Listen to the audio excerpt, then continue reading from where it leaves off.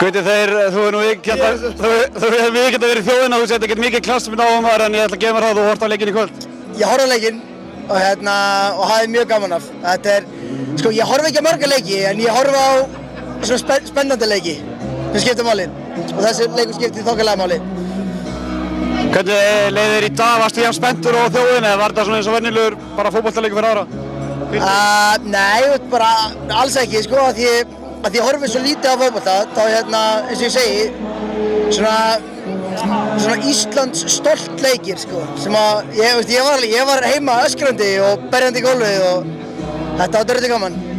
Og ekki aðmælegt að fá að taka þátt í þessum fagnaðarhöldum sem er í gangi hérna? Í raun og veru, þá að ég er náttúrulega að fá that KSI money in my pocket, sko, þannig að þetta var svona smá eins og veðja á leikinn. Frekar góður upp að það, sko. Þannig að ef að Íslandi ekki fara áfram þá ég tapa pening og við komumst áfram en ég græddi smá pening, þannig að þetta er búið að vera góð dagur, held ég on. Hversu langt fyrir þessi KSI peningur nær hann til Rússlands eða? Mér langar rosalega mikið að fara, núna í ljósi þess hversu mikil geðviki verður í kringum þetta.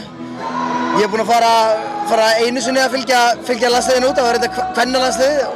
Við erum náttúrulega hittust þar og ég skulum klippa yfir í það vídeo núna.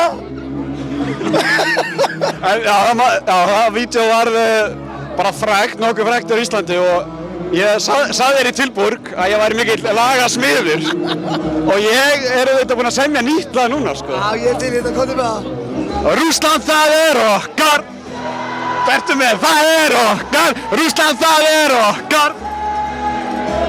Já, það er okkar! Rússland, það er okkar! Gauti, vertu með einu sinni. Það er aldrei að vera með þér. Herru, takk hérlega þetta, Gauti, og góða skemmtun.